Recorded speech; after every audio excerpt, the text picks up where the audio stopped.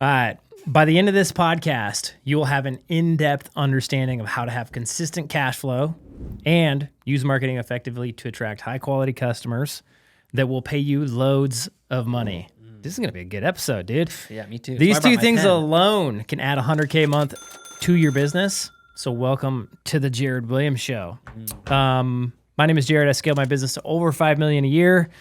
Now it currently runs on autopilot. We do 25 to 30% net profit margins consistently. This is Joel, my not so good looking counterpart. Hey, because I got a bigger beard. Yeah, he's only here because I'm holding him hostage, but yeah, it's okay because he asks good questions. Yeah, well, that's how I just keep my life. I hold you hostage with a paycheck, maybe. Oh yeah, golden handcuffs. Ooh, burn. Yeah, man, I'm looking forward to this episode. I brought my pen, and I also brought my notebook. Because typically what happens on these podcasts is you'll be talking to me about things, and I'll be thinking about them, but then I'll be thinking about them within the context of be like, our wealthy plumber business, and I'll be like, wait a second, I should remember that. This is dope. That's a smart thing. I should write that down. Every now and then I say something smart. Yeah. Every once in a blue moon. Every now and again, I allow you to say something smart, is how I like to think about it. You ask me such good questions that I have no option but to answer in a smart way. Yeah. I had a series of interviews this week for positions that we have at the old wealthy plumber. And the one question that would always like confuse guys, and they're like younger guys, right? They're out there like hustling, grinding, doing that thing. And I would like ask them all these questions, and eventually I just get to the point of like, all right, who do you want to become? And they're like, what? Yeah, they're like, yeah, it's funny. It actually really threw them all off. They're like, can I think about that? Like, sure, please. But like, it was just interesting because like on interviews, you always expect to be like, they're expecting to want to game the interview thing, right? Which is the crappy part about interviews is people want to game it. Here's the thing. Here's what I think. My honest opinion about interviews. If you're going to go interview somewhere, which hopefully if you're listening to this podcast, you're not. True. You're going to be going and interviewing people. But even this, if you're interviewing people, I think about when I go in for an interview, what do I want from somebody that I'm interviewing? I don't want the right answer. I could care less about the right answer. Yeah. And I really don't want the right. I don't want you to tell me that you read all these business books and that you're like really like you say all these keywords and you know these names. What I'm looking for when I interview somebody is this guy gonna be a good culture fit? Like, does he communicate and talk and look me in the eye and shake my hand? And did he show up on time? Does he seem like a legit cool dude? Okay, that's it. You want to hire on character.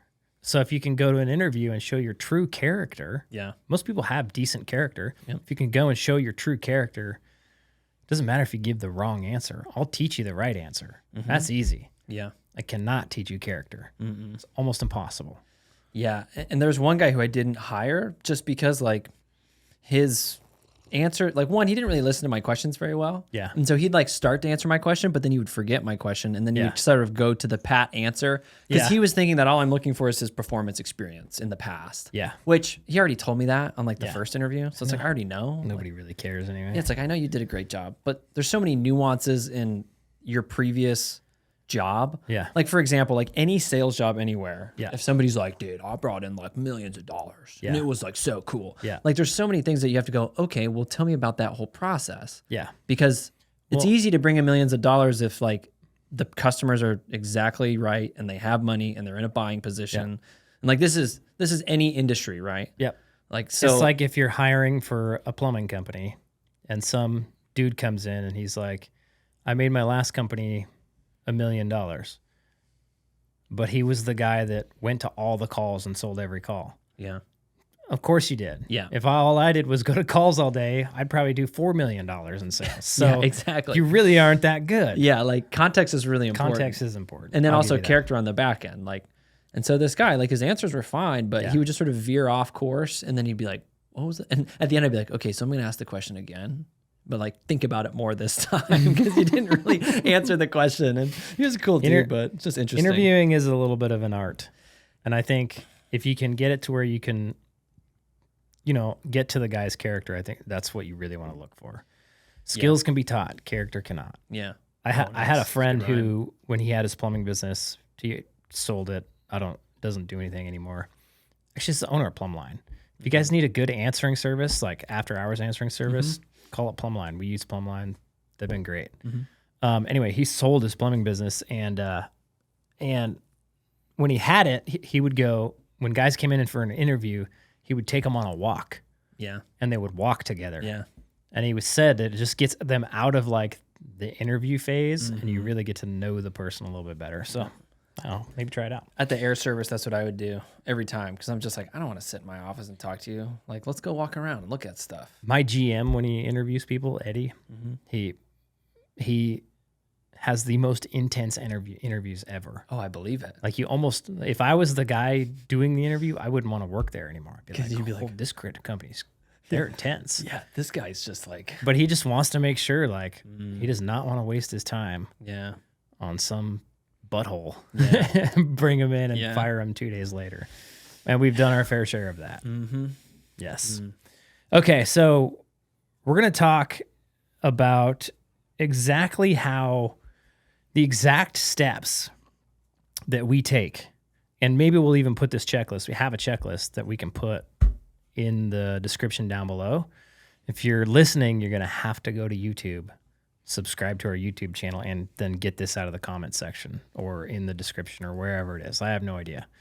Maybe it'll be there, maybe it won't. It'll be there. Well, you better make sure it'll there then, because I'm going to forget about it. Yeah, somebody will put it there. Okay, but it's the exact steps that we take See, look at this. I can to write scale this down. people's businesses to that 100K a month mark, so you can reach that $1 million business to where you're bringing in enough revenue that if you're profitable, you now have a decent amount of cash to work with, okay? And it's much easier to grow your business from there. So if you can be doing 100K a month at 20% profits, you're bringing in 20K every month, right? Sure. Your business, after it pays you as an employee or an owner, right? That's a good spot to be. You stay there for just a little bit. You can stack away a lot of cash. You can reinvest that cash back into your business. And from that point, you can grow exponentially. Sure. It's these first few steps that are harder. Okay. So if you are a plumbing company or heating company or HVAC company or electrical company or any sort of home service company, and you're under that 100K a month, this is going to be for you. But here's the deal as well. If you're over 100K a month and you missed one of these steps, it's going to be really tough to grow. Yeah. I mean, so listen to it as well. Yeah, and we see this sometimes in our program where people will come in and they're doing 4 and 5 million, and with zero profit. Yeah, true. Zero. And what happens is is 2%. Yeah, which it's like super cool, I guess. Dude, here's the thing, like a lot of the small guys look at the bigger companies and they're like, oh, I just can't compete, Sure, like in their markets. Way, like they're just raking in the dough. But the reality is a lot of those companies are making very small profit margins. Extremely small. It might equal a decent amount of money at the end of the day. Sure. But the headache that they have in their business for the amount of money they get out of it is not worth it. And you could make just as much money as them with a much smaller business. Yeah. A much more streamlined operation. Yeah. I mean, I think even the way that you phrase that, I think touches on something that, like, even before we get into these steps, like, we still have to talk about, if you're the type of business owner who's always looking as the market, like, well, the market's limiting me, like the leads are limiting me, the competition is there. Like, if you're always outward facing, let's see, you're either going to have an extremely hard time getting anything done, or I'd probably say you're just never going to make it. Yep. Because your whole problem is you're always looking that, well, everything else makes this difficult. That has nothing to do with me. It's everything else. It's not in my control, man. I can't control the market. I can't control the leads. So anything that's not in your control, just forget about it. And focus on the things that are in your control. Because there is a lot in your control. And I guarantee you there's room in the market for you. Yeah. You just have to do things differently. You have to stand out from the rest of the marketplace. Like most people, when they think about, there's tons of competition. Yeah, there's tons of competition if you're driving around in a white van with a dumb logo and you're a cheap plumber, you got thousands upon thousands of people trying to compete with you. But the second you move into a legitimate company who provides a really good service, you go into a market with almost no competition. And we'll talk about that.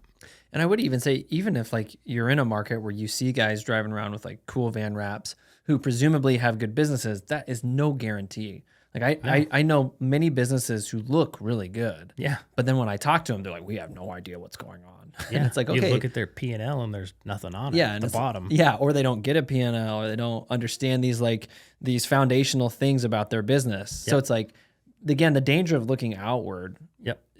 Well, what it does is it distracts you from looking where you're supposed to look. Yep. Like we're always supposed to be looking inward, like whether it's about our businesses or about our own lives. Like if we just look outwards and we just blame all the circumstances, instead of taking responsibility for ourselves and our own businesses, then we're never going to go anywhere. Correct.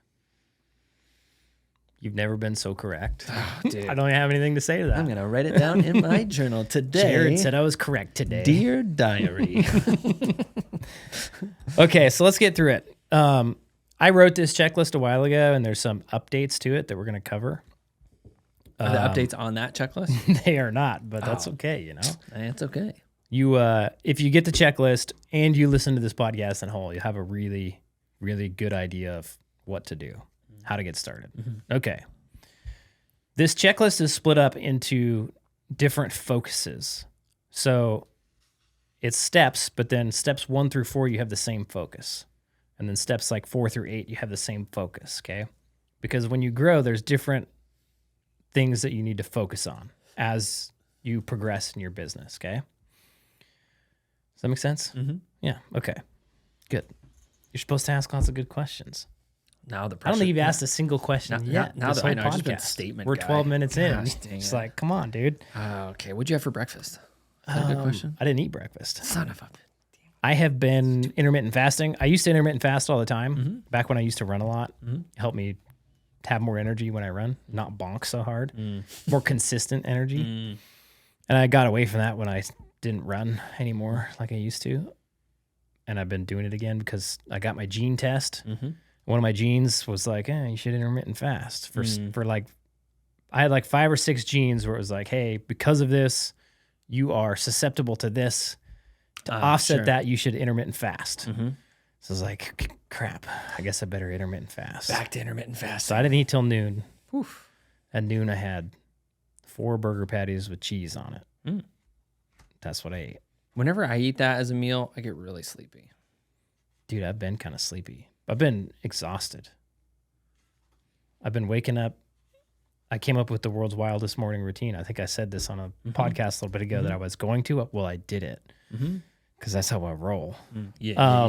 Which is how everybody else needs to roll as well. Sure, like, if you do when something... you hear good stuff and you know it's something you need to implement, go implement it. 'Cause if you don't, what's the point of... Like, if you're listening to this podcast and you don't do the crap, you're the dummy. Yeah. You literally got the information, you did nothing with it. That's dumb. That's stupidity. And if that means that, like, if you're like driving right now and you're like, well, I just forget about the stuff, that means you have to like pause the episode and come back to it, make time and like listen and write stuff down. Put your headphones on, write it down, make it happen. Like I always do that with Alex Ramosi, where I'll like I'll start listening to one of his YouTube videos while I'm doing something else. And I have to stop it because I'm already like, oh my gosh, that's what I need to do. But I'm not in a position to like write that down and like turn it into an actionable item later. Yeah. So then I just stop it. Yeah. Good call. Okay. My morning routine. I wake up. I've been biking to the equestrian center. It's like, what, a mile from our house? From your house? Yeah. Maybe a little bit more. Because I think, because it's maybe a mile. It's like a half to mile. where we park to go run. Oh, that's where I stop. Probably more than a mile. Anyway, I bike there. Yeah. It's not that hard of a bike. No. I get off my bike and I run the loop. It's 2.1 miles. And then I bike home and then I go in my garage and I do my workout. I got a workout routine from our buddy Alex. Same one he's been doing. That's cool. Printed out 6 days a week. It's like an hour and a half long workout. It's freaking long. Real workouts are really long. I've learned. It's dumb. pisses me off. I get so bored. Dude, I can't hang with an hour and a half workout. I've tried, and I just like you, I get bored. I wanna be done. What I've been doing, secret hack, I don't have my timer. So there's a minute rest between all exercises. It actually says a minute and a half. I shorten it to a minute because I get bored. I got a timer, 1 minute timer. It's a round thing that's I have been loving lately for some reason. I kick that timer. I grab my gun. I grab my gun and I practice dry firing. So I have a little, a couple things I go aim at. So I got a minute of like kind of fun, right? Yeah. Because my biggest, like, you can always get faster getting your red dot in the sight. And I'm been pretty slow at it. I just started shooting like a couple months ago. And that's like my slowest thing. When I get my gun up, probably 50% of the time my red dot was not in the sights. Yeah. Just doing that over the course of the week, I get probably 95% of the time. Oh, nice. Practice makes perfect. Yeah. Anyway, if you can come up with something to do that you enjoy in between sets. Yeah. So I do that. Not looking at your phone, like scrolling Instagram. I do that, and I have a video playing as well. Like that's what I have to do. What's your video playing? Whatever I'm trying to learn, whatever I'm trying to figure out. Like you're getting hit from so many different like sources of stimulus. Yeah, I have to, or I'll just be. You're like, I'm going inside. Screw it. I will. I'll quit. I'll quit. That's funny. But I've been doing it pretty consistently. But I'm on day 6 and I'm exhausted. Wow, day 6. Wow, doing the really long morning. I'm gonna do it for 1,000 days. You're gonna be like 7 feet tall and like 900 pounds. I'm gonna look like Andy Elliott. Yeah, you probably will. No, I won't.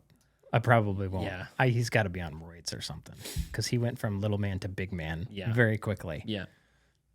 Well, you'll see. You'll see. Big man. Yeah. I don't think I'll ever be like that. But I'll be way more fit and I'll feel a lot better. Dang, and I'll be a much better example to the people around me. That's my goal. Dang, 1,000 days. That's intense. So I'm really bad at sticking to stuff like that. I usually stick for like 3 weeks. Yeah, I know. What? That's why I got to do it, because I got to be an inspiration to the people around me. Jared, you're already an inspiration. Thanks, bro. Hey, you're welcome. I feel like that's, I always hated when people say you have a purpose in life. I think it's dumb. I think it's silly. But I feel like we're put on this earth, and I think everybody's is the same, to be the best version of yourself that you can be. And I think when you do that, it's not only good for you, but it's good for everybody around you. Because the times in my life where I have buckled down and stuck with it and done the hard stuff and gotten the results, the people around me were affected tremendously. And if everybody on this planet could do that, the trickle down effect from that, you wouldn't need everybody on the planet. If a certain percentage of the planet would commit to that, the trickle down effect of that would be phenomenal. And I think, we were talking about our mission and our vision at Wealthy Plumber, our coaching program. BTW have a coaching program. If you want to sign up, grab our playbook and then you can book a call with our team. Links in the description, or go to www.wealthyplumber.com/playbook. We were going over our mission and purpose, and it ties in perfectly to our mission and purpose, because what we want is like me growing my plumbing business and becoming successful has created so much opportunity for myself and so much opportunity for everyone around me. And it has embittered so many people's lives that if we can do that with other plumbing business owners, get them to operate their business in a way where they have time freedom and money freedom, and the people that they employ make good money, and the customers they serve are happy, that's going to have a huge impact on the world. Yeah, 100%. Massive. Yeah, I agree. That's our goal. We just had a meeting with Bryce and Doug from Synergy. Shout out to Synergy. They're super cool. Cool people. They are cool. He's a cool guy. But we were talking about that where, the opportunity for every plumbing business owner specifically, or HVAC business owner, to like realistically make lots of money, have lots of time, be able to do the things in their life that are really meaningful is very, very high. I would say relative to just people who don't have any knowledge to be able to own a plumbing business, like much better chance of actually, I'll just say like making $1 million. Like if you show me like plumber who has a master's license who can start his own business versus like guy who went to college who has a business degree, like I'd bet on the plumber every day. Well, provided they like know what they're doing with the business side. And what's cool about what we're trying to do like with our coaching program, even this podcast, is just like help guys understand that like you actually can have this life that you may have never thought was possible. Like I think about you when like 6 years ago, maybe a little bit longer, you were like laying on your couch trying to conserve calories because you wanted to like keep your budget really tight. Yeah. Because you're trying to live underneath that income ceiling. Yeah. And you're like, okay, well, I'm just going to not eat and lie really still so that we can make these ends meet. Yep. And then it just took you to like see the world a little bit differently, recognize that it's okay to make money and that actually you can make money within your current scope of work. It only took you to like recognize those things and then suddenly apply some knowledge and research and understanding. And then here you are. Like totally different, like a completely different, not a different person, but a person who has a different perspective. Same person, different world. Yes. I live in a completely different world today than I used to. Yes. And the world, all because of this thing up here in my head called my brain, right? It's just my perspective. Yeah. That's the only thing that has changed. Yeah. And the world I live in today is 10 million times better. Yeah, and it's like, it's only in this world where you could actually recognize that like, okay, well, if you really like focus on yourself, on being the best version of yourself. Yeah. When you're in the other world, you don't know. You have no clue. You have no idea how what you're believing or choosing to believe affects the world you live in. And it's, I don't know. It's so hard to pull people out of it. It's super hard because it's really hard. Most of the time they don't want to hear it. I was just driving around with some friends of ours. I took them to the airport and I so badly wanted to say something to them because they live in a different world than I do. And I want to pull them into my world where life is good. My levels of joy are high. My physical energy is high. My happiness is through the roof. My bank account has lots of money in it. It's a better world. Yeah. And I want to pull people into that world with me. It's so hard to get them there because this up here. Yeah. And that's the craziest thing about it is it's all this up here. It is. It has nothing to do with actually what's happening out there. It's everything in your brain. And when I lived in the other world, I would go on social media and be like, look at successful people. And they'd be like, it's in your mindset, man. You're limiting beliefs. And I was like, I don't understand. What do you mean? It wasn't until I like put effort in on something else and tried to push forward in a different way and experienced it that I actually understood it. It's an after the fact thing. And I don't think you can until you hit the after the fact. Yeah, until you kind of just like lean into it. Like I kind of think about this. Tell me what you think about this, but sometimes guys have trouble charging what they need to charge within their businesses. Yeah. And I think some of it comes down to, like, obviously there's like systemic things. Like, well, if you're not showing up at the call right, or if you're not answering your phones, like if you're just, your brand's really crappy. Like there's things that can make it harder. Yep. But I think there's also this, like, if you actually don't believe that what you're doing is actually true and right, and you're just doing it because we told you to do it, and you're like, well, I'm $4.50 an hour. Or you're just doing it to make money. Yeah. And you don't really understand. You don't have a conviction behind it. Yeah. That's actually going to manifest itself in the results. Yep. It's like, and there's studies that like point to this, like, you know, if you think about a muscle as you're growing it, studies will say that you grow that muscle bigger because you're like thinking about it with your brain. Where if you're just like passively working out and you're like, this sucks, I hate this. Like like your results are going to be less. Like it's a very strange thing to understand, like how much our perception and our mindset actually affects real world things. Yeah. Especially in our day and age where that kind of stuff is always just like, well, this is like woo-woo nonsense. Like woo-woo. Yeah, exactly. Like that would never work. I hate woo-woo. Sounds like a rap artist. I'm gonna name my next dog Woo-Woo. I'm gonna get 2 dogs, Joel and Woo-Woo. Joel, Woo-Woo. Yeah, we can have them both on the podcast. I'm gonna get a really ugly dog and name him Joel. Get like a pug. Pugs are cool. All right. Step 1, work on your mindset. Like, yeah, true. Try to think about things differently. Look at the people who are successful, and if you have successful people in your life that you can hang out with and go learn from and wrap your brain around how they're thinking, do it. If you've got friends that are not trying to be more successful, that aren't more successful than you, forget about those friends and go get some new ones, because their mindset is going to hold you back, hands down. Yeah. Which, it sounds sad, but what's funny is that used to sound sad to me, and now I just am like, no, I don't have time I don't have time for your bad mindset to get in my world. I have to, like, the people around me deserve better. Sure. The people who are trying to go for it, who I'm pulling along with me into my world, they deserve better. I can't afford to let them down and have these other people affect my mindset. You got to protect it. It's important. Okay. Step 1, we're say like step 0. We'll add step 0 because this isn't in here. Work on your mindset. Hang out with better people. Find people that you look up to and listen to them and try to think about the way that they think and try to think that way in your own life. And before you can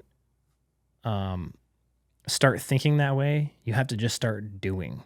I think it's the doing that changes the way that you think. Well, you kind of have to have faith that the idea has enough. Like, you have to go, all right, Jared, this kind of makes sense. I'm just going to, and really, like, I'm going to have faith that this will turn into something, and I'm going to just push forward and work on it. Yep. And then what you'll find is that you'll discover it. Yeah, you're like, wait, that actually does work. Like, holy crap, that's kind of weird. Yes. You'll gain a new belief. Yes. You'll learn a new truth. Yeah, but if you just sit back on the sidelines and you overanalyze everything, and actually what happens is guys will list all the reasons why it won't work. Yep. And then because they list that reason, then they're just like, I'm just not going to do it. Okay. So step 0, mindset. Step 0.5, get started. Yeah, just do the Just thing. start doing some stuff, right? If you're out there and you haven't started your business, start it. If you're out there and you started your business, but you haven't pushed forward and growing it into a real business, just start doing it. Go for it. The reward on the other side is fantastic. Okay. Man, I'm also going to add in this.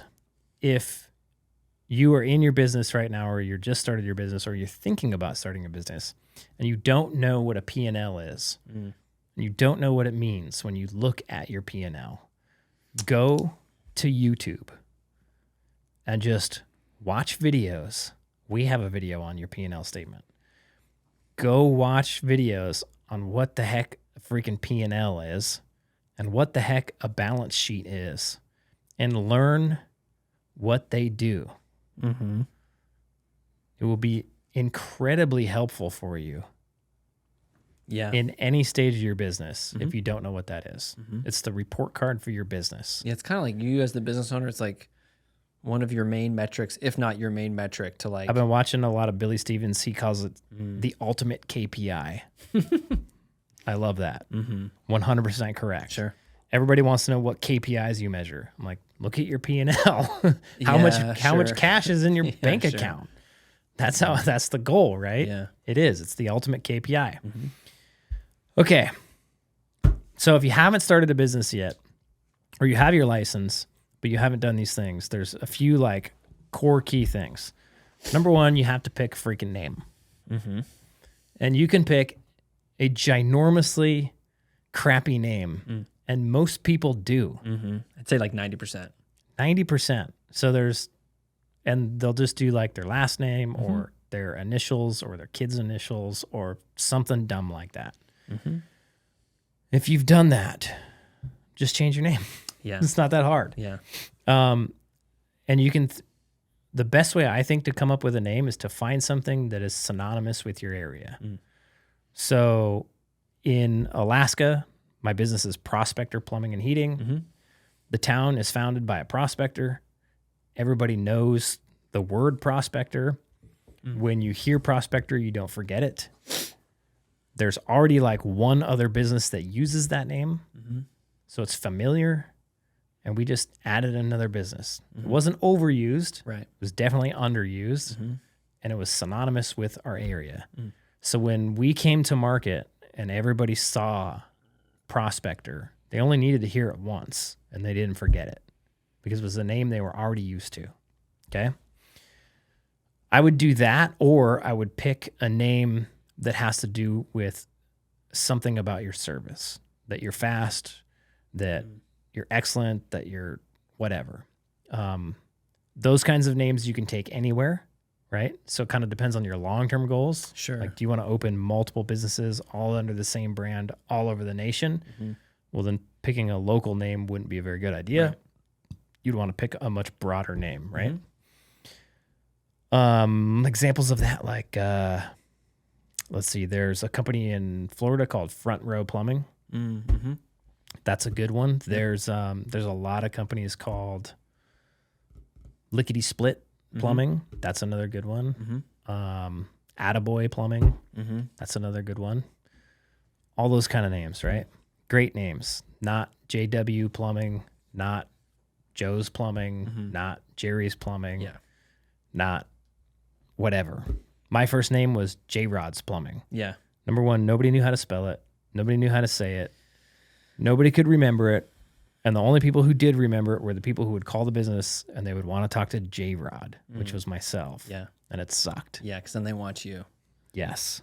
Is there any advantage to like doing before you change your name or even create your name to like pull up a search of your area and like figure out what all the other plumbing companies are calling themselves so that then you can intentionally choose something that isn't already taken? Yeah. Like, yeah. Because like I see this a lot with names like you should go make sure you can get a website. Yeah. Like you should go do a domain search. Mm-hmm. So, and you can think about that differently. Like we were able to get prospectorplumbing.com, but if we couldn't get Prospector Plumbing, we probably could have got callprospector.com. Yeah. Right. Yeah. That would have been fine. So you want to make sure you can get a domain or domain name.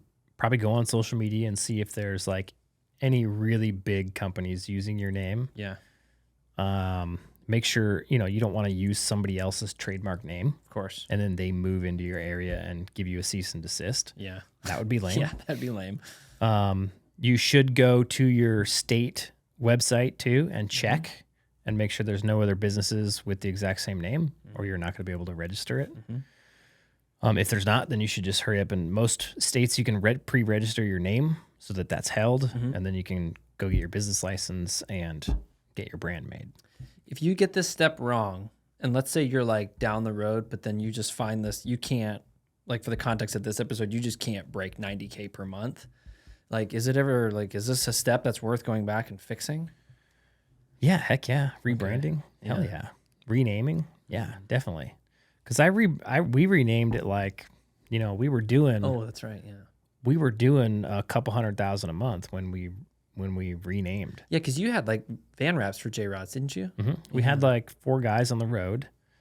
I had one van wrapped. I ripped the wrap off. And then we rebranded to Prospector and started rewrapping all the vans. Relaunched the website, the GMB, all the social media profiles, everything. Yeah, because I feel like that this step is probably the most overlooked step. The name? Yeah. Yeah. Well, obviously, because everybody just shows up with last name plumbing. Because I think it's just like, well, I'm going to start a business. It's kind of like almost like the decision to start a business is like a impromptu decision. Like, screw it, honey, I quit today. We're starting our own business. Yeah, and this is Joel Fagre's. Yeah, and you're like, Excelsior whatever. Plumbing. Yeah, it'll be good enough. Yeah, right. But there's a few things like that are foundational to your business, and it's like you can build your business. There's a Hormozy video where he has these bricks, these blocks, basically square blocks, and he stacks them one on top of each other, and he gets them like 12 high, and he has to hold on to it or it's going to blow over. And that's typically how most people build their business, right? They're just like, cool, let's stack them and let's worry about revenue and get to revenue as fast as we can. But then if anything happens, right, and the finger gets lifted off the top of the stack of blocks, the blocks blow over. Yeah. And it's catastrophe. And you're like trying to pick up all the blocks and stack them back up. And you always got to be there to hold it together. It sucks. The better way to go about building your business would be to think of like a pyramid, right? If you build a pyramid, you can build like an inner pyramid and you can extend the base and stack some outer blocks on and extend to the base and stack some outer blocks on. And at any point in time, you're not having to hold it up. Right. It's resistant to wind and weather and all sorts of stuff. And you build a really strong thing in the end. Is it more pieces to put together? Does it take a little longer? Yes. But building cool stuff takes a while. And so you should be okay taking a while to just build this really cool thing. Knowing that when you're done, you're going to have this cool thing. Well, your name is one of those foundational blocks that you need to put in place. Otherwise, you're going to be building your pyramid. You're not going to be building a pyramid. You're going to build this really blanky, jankety stack of blocks. Yeah. Right? So a name is important. And I would just think about it. And but don't overthink it. Because you're going to start going down the road of names, and like some of the names are going to sound dumb, and then you're going to say it like 3 times, and you're going to be like, now it sounds really dumb. Or you're going to second guess yourself. You're going to second guess yourself. And you're going to die on the should I hill. And then you're just never going to get anywhere. Yeah. So, I mean, there's always this tension of like doing the best that you can, but you don't really know what that looks like because you haven't been there yet. So, you just do the best that you can. You mentioned the should I hill, right? And so the should I hill is just, if you imagine a hill on one side, is you're asking yourself the question, should I? At the top of the hill is the question you're asking yourself. And on the other side of the hill is the result. If you were to just do the thing, right, that you're wondering if you should do, okay? Well, you can live in should I land forever. Yeah. And a lot of people do. They're like, should I? If you're asking yourself, should I, chances are, especially early on in your business, you should. You should just make the decision, jump over the hill, get whatever result, whether it's positive or negative, and then learn from that result. Okay, that was a good decision or that was a bad decision. What that'll do is it'll make you better at making decisions.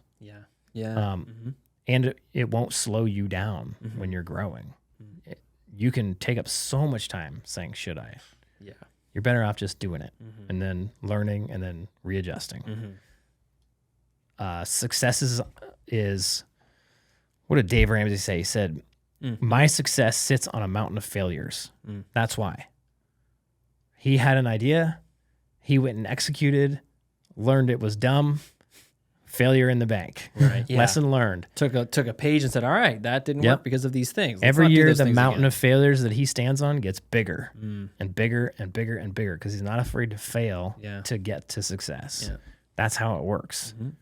You have to fail to be successful. Yeah, nobody's perfect right out the gate. No. Like, nobody just gets it. You can't be successful without failure. Yeah. It's impossible. There isn't any like special human makeup or skill set that people just arrive with like already that makes them exceptional. Yeah. So when I was picking my name for Prospector, I wrote down like 100 names, and then I narrowed it down to my top 10, and then I narrowed it down to my top 5. And out of the top 5, by the time I got to the top 5, they all sounded dumb. Yeah, you're probably just sick of them at that point. I was sick of them. And so I eeny, meeny, miny, mowed and landed on Prospector. And so that was the name. And I kid you not, went through the branding process, got everything redone, and I felt like I made a giant mistake. Yeah, that's super funny, dude. And now I could care less. I'm like, no, I like the name now. So once it's there and it's like you got your vehicles wrapped and it becomes a real thing and the name becomes synonymous in the community, you're going to be okay. That's actually it's going to grow on you. That's a really good point. Like when we make decisions, we'll typically regret those decisions because we'll make a decision, we'll proceed forward with the action, and then we'll look back and we'll go, oh my gosh, I made a huge mistake. I'm so stupid. I can't believe I didn't see this, and this. Yeah. And then what typically happens in that stage of the game is you're just overthinking it, dude. Like I had that today when I was like thinking about these people I just brought on to the company. I was like, dude, that's not the right. Like, these are all terrible. I was listing all these things. My wife was like, stop. You are totally overthinking this. Like everything you just said was nonsense. I was like, I know. That's your biggest weakness, by the way. Overthinking? Yeah. You know what we call it. You know what the in-house words for that is. We have an in-house word for Joel overthinking. What is it, Joel? I can't remember, Jared. I try not to think about it. You know what it is. You got to tell the public. Don't be shy. All right, guys. Full disclosure, We stole this. I stole this from Alex Hormozy, actually. Yeah. Jared really likes to bring this up in conversation where he says that I like to mentally masturbate. You're probably doing it right now. Potentially. Wait, what was the word?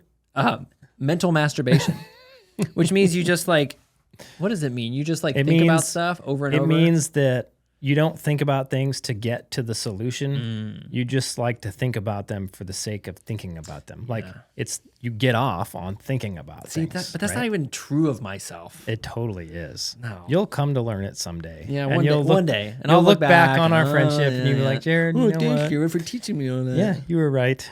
See, I just make a bunch of secret actions that I never tell you about because I like that you think these things about me and I just let you have your ways. I know your whole life. Don't worry. Okay, so you picked a name. Mm-hmm. The name is more important than the branding, okay? And in this checklist, branding is further down because I'm assuming you don't have cash flow to invest in a decent brand. Yeah, like right off the rip. Right off the rip. If you have cash to invest and to go get a good brand, go to a company that makes brands for home service companies. There's Mammoth Marketing does it. There's Kickcharge. Kickcharge does it. Prolific does it. We're not paid by any of those people. They all put out good brands. They're all at different price points. Just pick one that fits your budget, that you like what they do. Yep. And go get your brand made. If you can't afford it, because that's going to cost you between $6,000 and $20,000 depending on what you have done. If you can't afford it, that's fine. Go to like 99 Designs and get a $100 logo made. It'll be better than anything you do on your own. Yeah, for sure. And it'll be good enough for now. All you need is just something that you can put on your invoices, on if you get business cards or social media or whatever. Yep, just some things that make you look professional, like you're a company and not just like a dude with a truck and some tools. Yes, correct. Okay. At this point, if you're like a plumber or an electrician or an HVAC guy or whatever you're doing, you're really good at that. Yeah. What you suck at is everything else. Everything else on the business side. Whether you know it or not. Whether you know it or not, whether you like it or not, you suck at it. And the reason why we know that is because typically people suck at stuff they've never practiced before. I sucked at it. Took me forever. I'm a super slow learner. Took me forever. The things you need to learn, like we mentioned before, your P&L, you can go watch videos on YouTube and learn that information. If you don't do that, you're lazy. Don't be lazy, okay? Yeah. We have this world of resources out there available to us, and the only thing that stops us from being successful is just not doing stuff, not going and taking initiative to go learn it. Yeah. Well, and also like the ROI on like educating yourself is very, very high. Dude, super high. Like more so than your name, more so than your logo. Yeah, true. Educating yourself about what you're actually doing is probably the most important. So in this stage, I will add, I think you should go get a subscription to Canva so that when you get your logo, you have a place that you can go use your logo to make digital goods. Yeah. Okay. And you should go on YouTube and watch a bunch of free videos on how to use Canva. So you can watch videos on how to use Canva to make social media posts. You can watch a video on how to use Canva to make a Facebook header image for your Facebook profile. You can watch Canva on how to make business cards for your business. And you can make all these things yourself on Canva for like $12 a month. Yeah. And it's not hard, and it doesn't have to be perfect. It just has to be good enough. Okay? So you got your logo. Now you need to get all the proper licensing and tools. That's easy enough. You know what tools you need. Yeah, sure. Don't skimp on your licensing either. Make sure you got it all. You got the proper, do it legit. Get the licensing, get the insurance, get the bonding, get the stuff that's required. Make it happen. Do it legit. Okay. The second you are making any money, you have to go hire a bookkeeper. Yeah. Yeah. Oh, man, this is so... I want you to learn about your P&L because it's the most important thing in your business, but the P&L is useless if you don't have a bookkeeper. Yeah. So if you have a report card but it's not accurate, what good is the report card? Yeah, no, zero good. The bookkeeper's job is to make the report card accurate. Mm-hmm. It's not what you want to do. Mm-hmm. You do not want to learn how to do that. You do not want to waste your time doing it. Yeah, you don't want to count your own beans and move them over and all that kind of, it's a whole new skill set that you don't need to know how to do technically. You just need to understand the end result. Correct. So the second you make any money whatsoever, go get a bookkeeper. Should I hire one if I'm really confident I'm going to make money? Like Sure. if I know tomorrow I'm going to make some money, should I hire a bookkeeper today? Sure. Okay. Yeah. Okay. What's the difference between like a tax guy and a bookkeeper? Because this is very, very common where guys, I'll ask them, "You have a bookkeeper?" And they say, "Of course I have a bookkeeper." Yeah, I got a CPA. And then I ask, "Do you get a monthly P&L consistently?" And they say, "No, I just get a year-end statement." I'm like, "Oh, can your guy get you a monthly P&L?" Well, maybe. I was like, and that's sort of where we get the breakdown between like a CPA versus what a bookkeeper is, et cetera, et cetera. A CPA prepares your taxes at the end of the year. A bookkeeper keeps your books accurate. She can do that once a year. And likely CPAs, there are CPAs who will keep your books or CPA firms that will keep your books, vice versa. What I prefer is to work with a bookkeeping company that only does bookkeeping. Number one, they're cheaper. Number two, I don't have to argue with them as much because they're bookkeepers and not CPAs. Yeah. CPAs are annoyingly rule followers and I dotters and T crossers, and it's for no reason. Right. They'll cost you money if you just listen to your CPA. So not that you shouldn't listen to your CPA, but when your CPA talks, you should listen, and you should go learn about the information on your own, and then apply the information to your business for yourself in your circumstance. Not just take their advice blindly. Yeah, it's kind of like your doctor's not always right about everything. Correct. They're right about a lot of stuff, but sometimes they might say something like, "I don't think I agree with that." Correct. And then that's for you to go, "My life doesn't really agree with whatever that dude just told me, so I'm going to do what I think is best." You should take the information, you should logically apply it to your company and to get the outcome that you want. Yeah. CPAs don't understand your business and the outcome that you want or where you're going. And they think like CPAs, not business owners. It's your job to think like a business owner. That's the difference.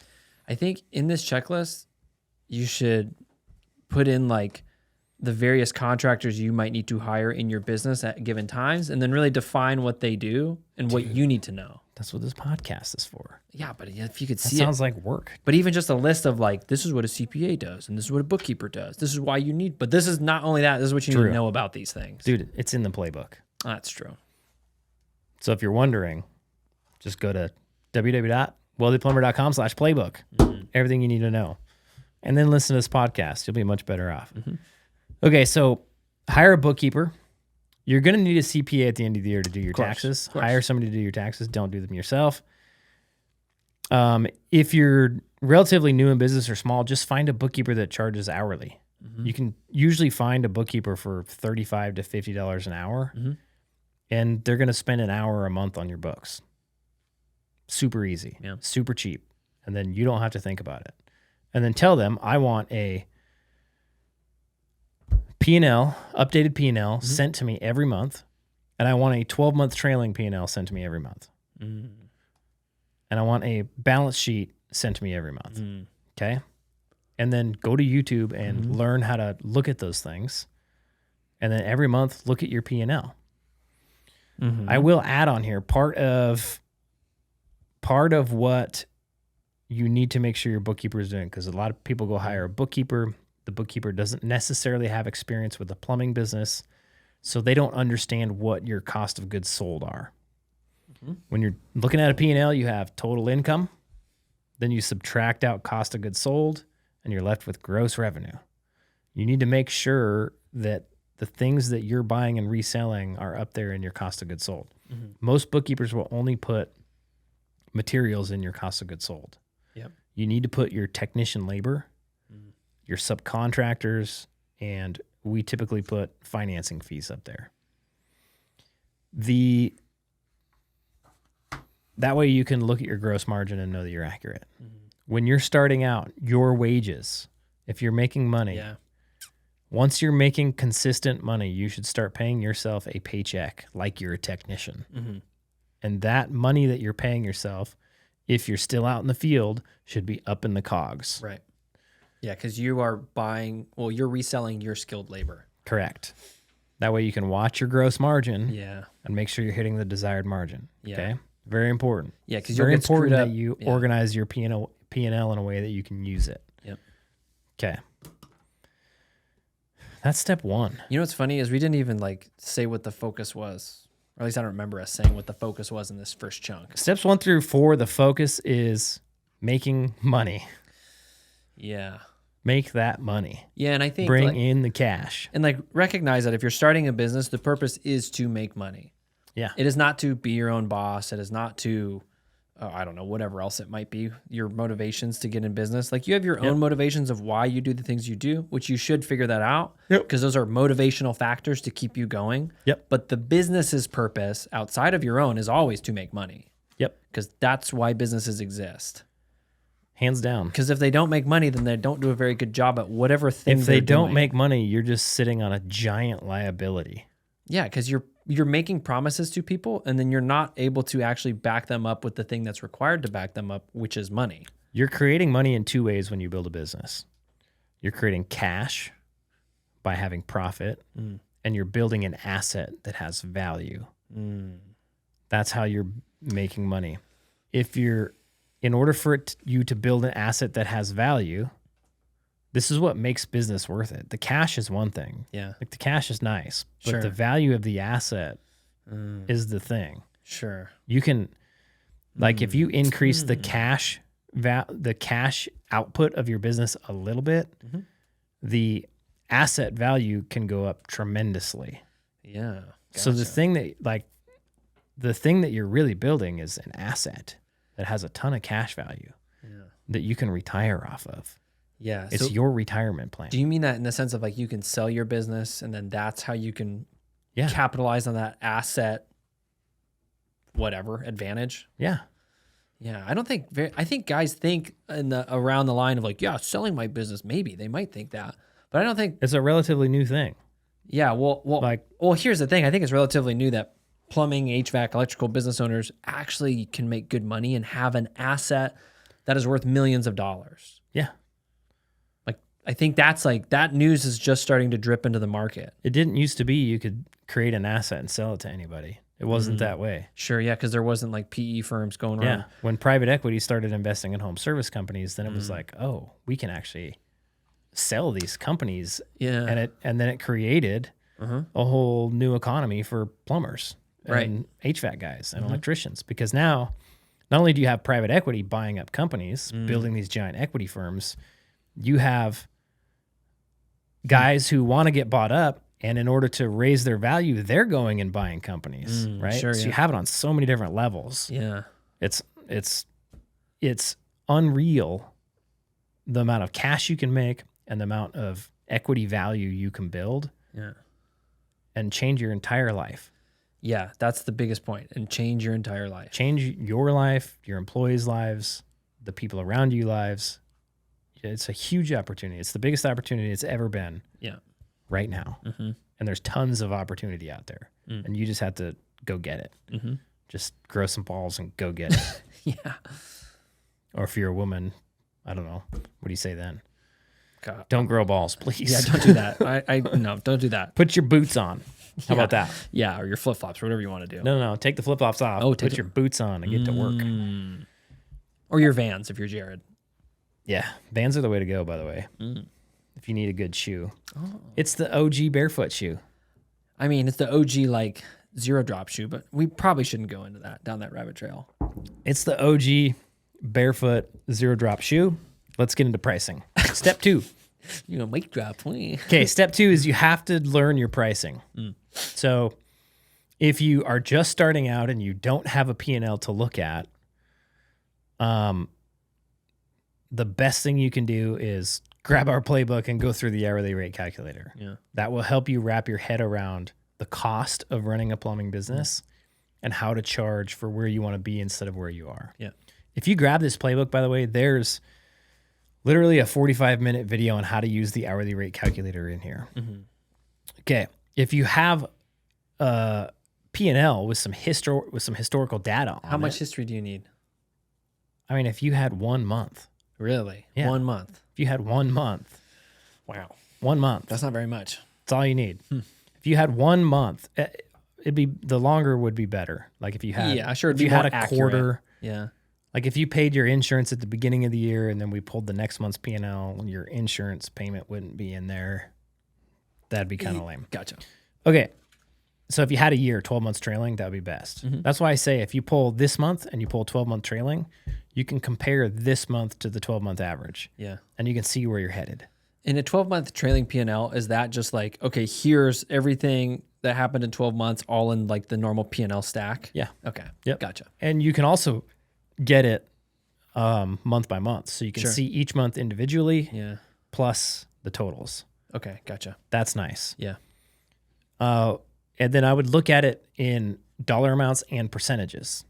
Yes. Because you want to see certain percentages and you want to know what your percentages need to be. Okay.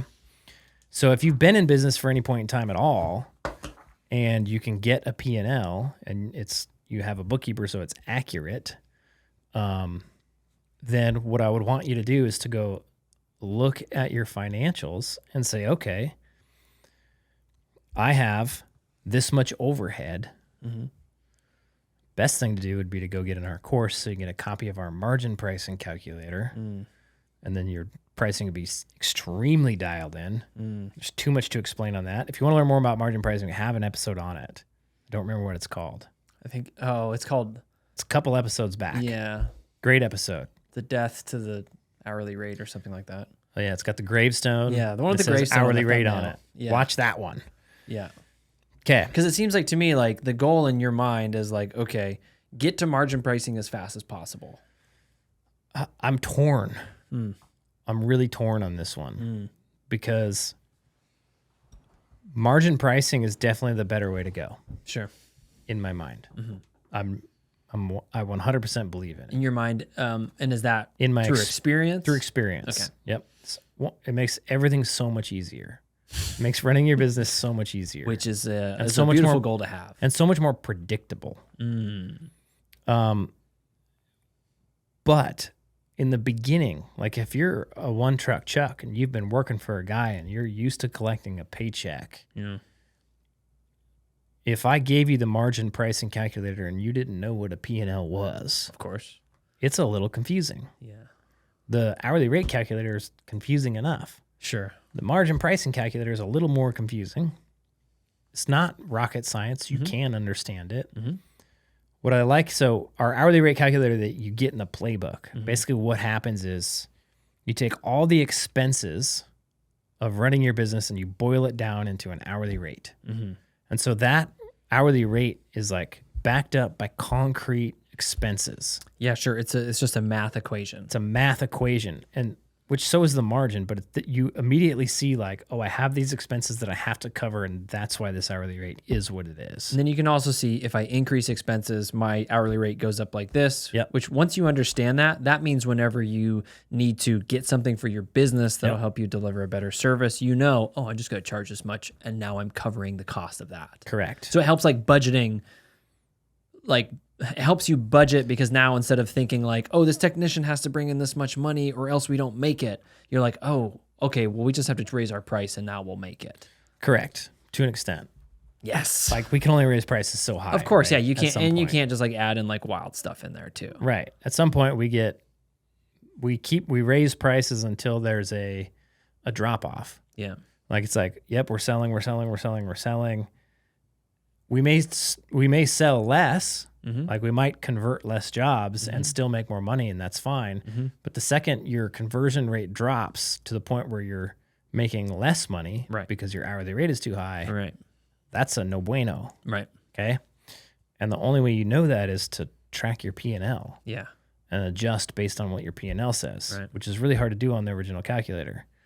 So the calculator that's in here I like for new people because it really helps tie those concrete expenses in their brain to how much they're charging the customer. And I think it just introduces people to like, hey, your business is pretty expensive to run. Yep. That is why you have to charge this. Because I mean, I think it's a beautiful thing to be like, hey man, like I know that you might be uncomfortable charging a lot of money. Yep. But here's the thing. You either charge that much successfully or you're just not going to make money. Yep. Do whatever you want at the end of the day. Yep. But this is where you have to be to sort of make ends meet and make money. Yep. Okay. That's what I like about that calculator. I think margin pricing is way better. A little more confusing. But ideally what you're going to do is you're going to look at your P&L and you're going to say, okay, my overhead is this much money. And typically it's this much money and I want to have 20% profit, right? And you have to look at your P&L and say, okay, I brought in this much money and my labor cost was this percentage of it. My material cost was this percentage of it. My gross profit margin was this percentage. My overhead was this percentage. And my net profit was this percentage. Well, let's start at the bottom. I want my net profit to be 20%. Right. Okay. So for that to happen, how much revenue would I have had to bring in? And what does that do to the percent of labor and percent of materials and gross profit and the percentage of overhead? And how do I price to be able to hit that gross margin that I need to hit 20% net at the end of the day? Right? That's the question you're answering. Our calculator does that for you. But that's the question you need to answer. I like that one because it's tied directly to your P&L.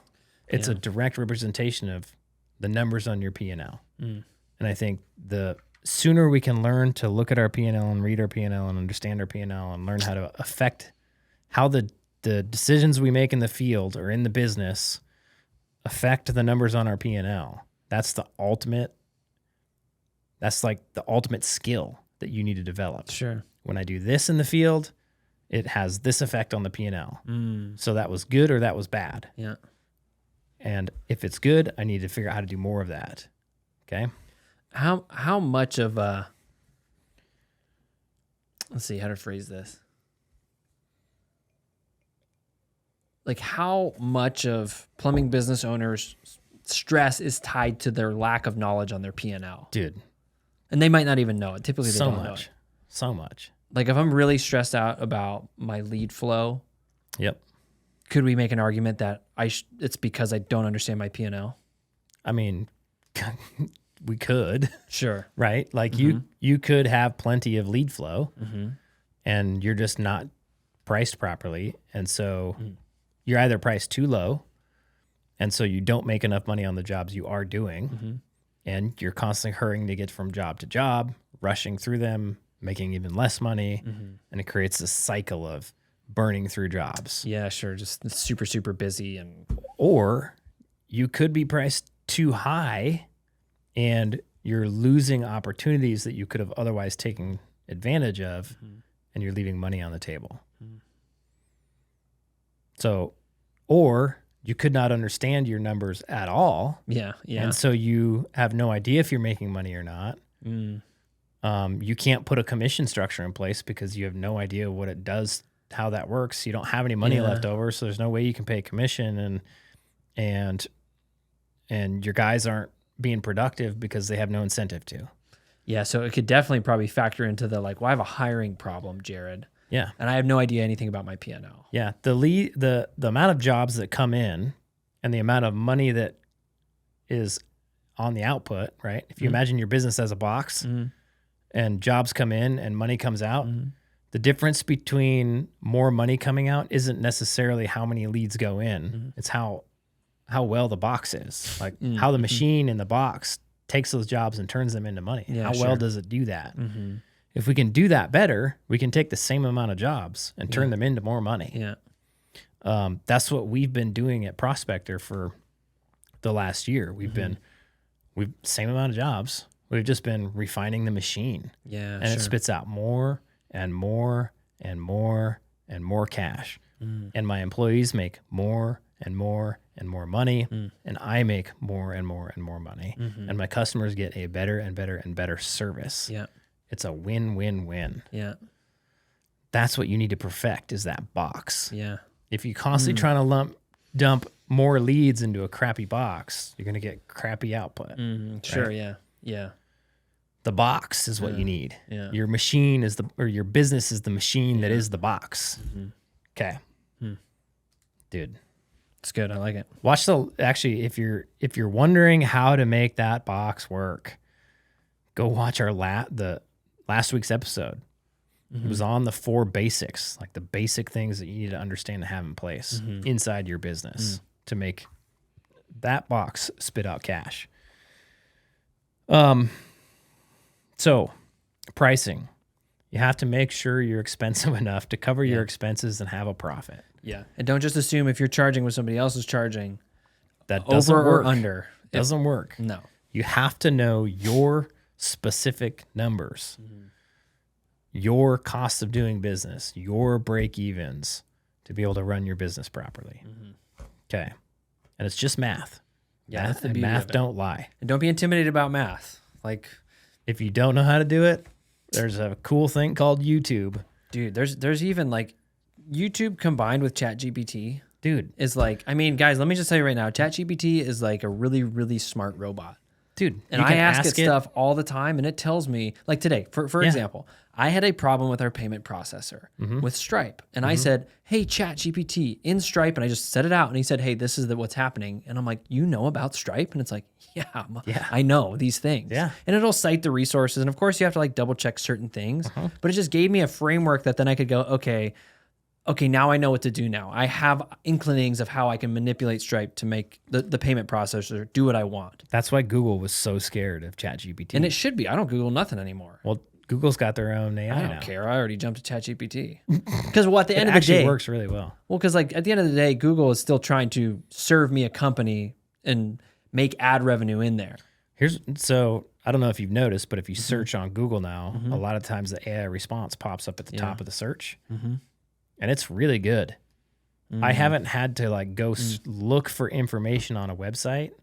It's typically right there when I search for it. It's been pretty phenomenal. I'm going to see if I'll prompt it with some of the more complex prompts that I put in the ChatGPT into Google and see. Yeah. ChatGPT is getting good too with like contract stuff where it's like if you ask it how do I write up this certain contract or explain this, it'll not only explain it, it'll then give you all the prompts so that then you can just cut and paste those prompts and now you have something that's close to a contract. Yep. It's there's remarkable tools out there that can make your life think about easier. that. Instead of if you're tight on cash now, you can go to ChatGPT and have it write a contract for you. Yeah. And then just send it to the lawyer to get looked over. Yeah. All of a sudden, you only pay the lawyer a few $100 instead of thousands of dollars to write a contract for you. Crazy. And it's going to be way quicker too. It's going to be way faster. Like service agreements. Like if you guys are like, what should I put in my service agreement? I'd be like, all right, ChatGPT, what should I put in my service agreement? Yeah. Amen. ChatGPT, the robot. Oh, man. We have all these resources available. We just have to use them. Yeah. Okay. You got your hourly rate. You need to start charging flat rate. Oh, yeah. And flat rate doesn't mean you need a price book because you don't. At this stage, you do not need a price book. I could not have a price book in my plumbing business in Alaska and we would still make the same amount of money. Yeah. It saves a little bit of time, but it would not save that. It wouldn't exponentially create more income for us. Do you think when people hear flat rate, they immediately jump to price book? They immediately think, I need a price book. Gotcha. You do not need a price book, okay? You just need to be able to do a simple math of, I'm going to be here for this long. I drove for this long. My total time is this much. Times my hourly rate. That time is worth this much. I'm going to have this much in material cost times my material markup. My material rate is going to be this much. I'm going to add the two together, and I'm going to give the customer one flat price. Yeah. It's easy math. Yep. You can build a spreadsheet. This is like in the beginning of my business, we grew to like 2 million-ish.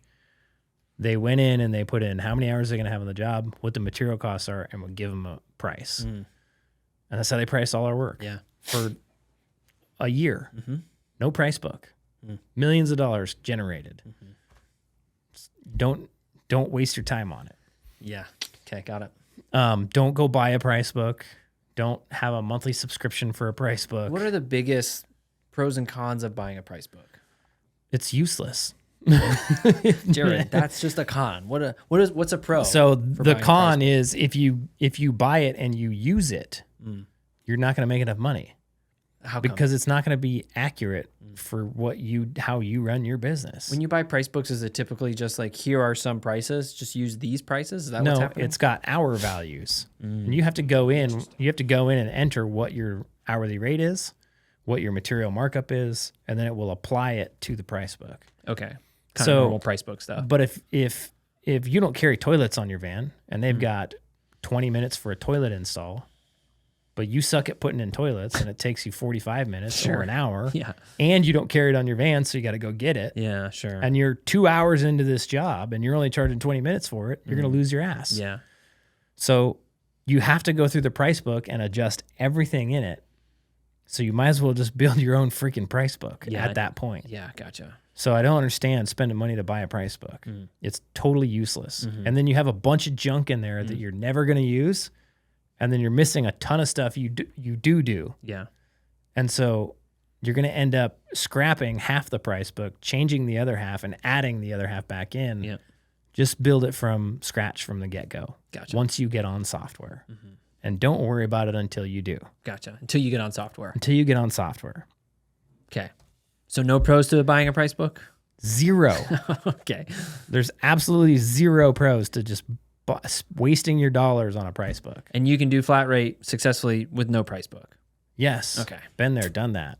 When I first started my business, I had a spiral wound notebook, like a college ruled little kid's notebook that I would go into people's homes and I would write down what I was going to do, and I would write the price on the bottom and I would present it on a notebook. And I sold like $680,000 worth of work off of a notebook. My guys then went and used a notebook to present, and we made it to a couple million in sales off of writing it on a notebook. Okay. You absolutely don't have to have this stuff. Yeah, there's a good lesson in there, because it's like, you don't have to be perfect to sort of push on your business. No. If you try to be perfect, well, it's never going to work, because you actually don't know what your business needs. The software and the price books and all that stuff are not the things that make your business money. Yeah, true. What makes your business money is the processes, it's really the systems, right? Yeah, it's the marketing system that brings calls in. It's the call center system that books jobs. It's the job system, like how you deal with the customer, the sales process, how you do the work that creates invoices, creates estimates and invoices and revenue. And it's the follow-up then that creates more revenue for your business afterwards. Like those four systems are what make the money in your business work. People did it without software. People did it at 25% margins without software, without price books, without all that stuff. It can be done. That's the core stuff. It's the basic stuff that makes the business roll. And everybody wants to go get the price book or the software or the magic thing or the whatever. And there isn't one. True. The magic thing is the stuff we're talking about right here. The important stuff. Yeah. It's really similar. Like if I was to go buy Joel, doesn't know anything about plumbing or anything, was to go buy a really fancy like jetter. Yeah. Be like, Jared, I'm gonna go make so much money with this thing. It's gonna be rad. Cool. And like I'd go into somebody's house, I'm like, I don't know how to turn this on. Yeah. I'm just gonna like wing it. Like I think I can figure this out. You wouldn't know how to get a jetting job. I wouldn't, yeah. You wouldn't know how to price your jetting I'd job. buy this really cool tool that I've seen and heard that people get. Yep. Because it makes them money. And I would assume that the tool is the thing that makes me money. Yep. It's not. No. It's the system. Ironically, it would actually lose me money because I would have paid for it, making payments on it potentially, and I'd have no idea how to make it work. And I've seen people do this. Yeah, I've seen people do it with software. I've seen people do it with all sorts of stuff. Yep. Where the assumption is, well, if I look a certain way or get the things, then I will be the thing. Yeah. It's like if I dress like a really rich person, then I'm suddenly rich. You know, I see where you're going with this, but and I would disagree with the dressing thing, but I was watching a reel with who's that guy, the Buy Back Your Time guy? Tim Ferriss? Dan Martell. There we go. That was about my second one. I was watching a Dan Martell video, and he talks about he was making plenty of money to be able to buy a McLaren, but he was in the mindset of of saw this one, keeping his expenses low, which I love. I love keeping my expenses low. And but he loves driving fast cars. Yeah. And so his buddy talked him into buying a McLaren. He said it unlocked like a level of success because when he got in the McLaren, it was like, holy crap, we need to make more money so I can buy more McLarens. So he had to actually like physically experience the thing before he got the motivation to do it again. Yeah, it's kind of, and I think it comes back to like a mindset shift. And also really what we started at the beginning of this podcast where it's like, you don't really know until you get there and you're like, oh. Like I've driven like one fancy car in my life, which was an old Corvette, but I drove it and I was like, oh my gosh, I see why people like this. Dude, like, that stupid Mustang that I rented. Same thing. I hate Mustangs. Yep. I would never see myself buying a Corvette, but when I got in that and I went really fast, I was like, that's kind of fun. Dude, 5 hours into driving the ugliest car on the planet, I was like, if this car didn't look so ugly and I didn't feel so dumb driving it, it's actually a very nice driving car. Yeah. Yeah. Good single man road trip. Okay. Start charging flat rate. And then you have to mark up your materials. It says in here 100%. I'm just going to tell you, you need to mark them up 120%. If you're taking all of your expenses and putting them into your hourly rate, you have to mark them up 120%. If you're on margin pricing, it's a different story. You're going to mark them up enough to hit the desired gross margin on your P&L. Yeah, per job, Yeah. And you also, when you're doing that, you need to think about material efficiency. Can you do margin pricing without software? Yeah. Why not? Oh, I don't know. It just seems like because every job would have a different, like, how could you figure that out on a pen and paper? You would. So the way we do it is we have like service, we're trying to hit 77.3% margin on our labor and 75% margin on our materials. On install work, we're 60% margin on our labor, and I think we're like 62% margin on our materials. And this is all just based off historical data. Sure. Yeah, sure. And then on any task 5 hours and over, I think it's 60% margin on labor. And I don't remember what the materials are. The material markup is a little higher. I don't remember off the top of my head.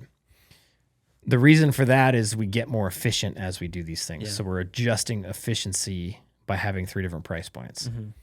If you didn't have the data to figure that out or the spreadsheet to figure that out, you can just go base everything off of one pricing structure. Okay. Say, okay, overall, my company has for this much revenue, has this much material and labor expenses, this much revenue percentage, this much net percentage. I want my net percentage to be this. So what do I have to make my gross margin for that to happen? I need to charge this much to hit this much gross margin. You have to think about efficiency in there though. Yeah. Because it's going to affect your how you do. For labor, there's a labor efficiency. Sure. You have to factor in because you have to charge for all the time that the guys aren't doing anything. Yeah. The time for driving between jobs or going to jobs that they don't sell or coming in to talk to the office or hanging out back, dumping their trash and goofing off or coming in to get a cup of coffee. You got to charge for all that time. With materials, you have to figure out a material efficiency as well.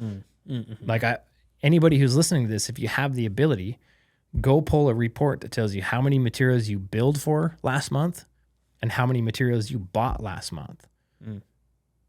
It'll be eye-opening, I promise. Was it eye-opening for you? Yeah. I was like, holy crap. We have and it's because you're trying to systemize and flat rate this system, right? And it's almost impossible. Sure, yeah, because there's lots of little moving parts. So there's an inefficiency in there. Yeah. And Joe's company is going to have a different efficiency than my company. Yeah, sure, of course.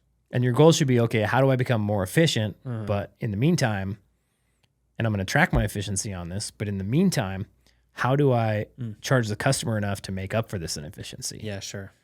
Is what you need to do. So I think when I went and looked at our material efficiency, we were like 55% material efficiency on service work. Yeah. When we went to install work, it went way up. Sure. Yeah. Anything over 5 hours, it went way up. Yeah. But it was pretty low, which means like 55% efficiency, and you're marking your materials up 120%, you're losing money. Yeah, sure. Because that's only 54% margin, right? So it's good information to know and think about and adjust in your pricing. If you want help doing that, grab the playbook, book a call with our team, get in our program. We'll get you rocking and rolling like quick. Is there a lot of guys, like when you went over this with them in our program, what were their like material inefficiencies? A lot of them, it's tough to get a material efficiency because they don't have enough P&L data. Oh, sure. Because a lot of people come in, they don't have bookkeepers, they don't know how to read their P&L, it's actually, organized wrong. I know this very well. It's usually about 80% of people that we bring in do not have a bookkeeper. Yep. Because I ask them. I'm the guy who's like, do you have this? And they're like, no. Yeah. I'm like, okay. Yep. Yeah. Exactly. Yeah.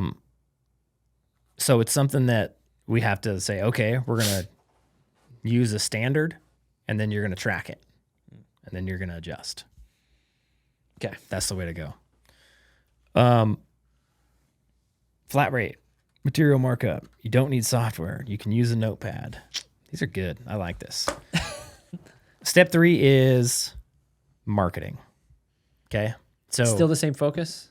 Same focus. You got to get cash coming in. How are you going to do that? We got to get customers. Like the most important part is cash coming in, cash in the bank account. Well, we can't do that if we can't do the work. Of course. Okay. So we got the van, we got the tools, we got the licensing, we have a name, we have a logo. We can't bring cash in if we're priced too low. Whatever work we do get is going to be useless because. Should we talk about cash flow? Is this a good time to talk about cash flow? We could talk about cash flow. We can talk about cash flow, but not right now. Okay, got it. Okay, we'll hold it. I mean, cash flow is like it's a much bigger topic. Okay. That should just be next week's podcast. It's just cash flow? Just cash flow. Okay. Be hard to talk about that for 2 hours, but we could make it happen. I'll talk really slow. Perfect. Then the people in the comments would be like, oh, I liked it when Joel told stories instead of talking really slow. Yeah. So you can do the work. You can make money on the work. Now we just got to get the work, right? These are like the 3 core basic steps. So if you can afford it at all, go hire a marketing company. And what I mean by afford it is well, I guess really you can afford a marketing company if you pick the right one.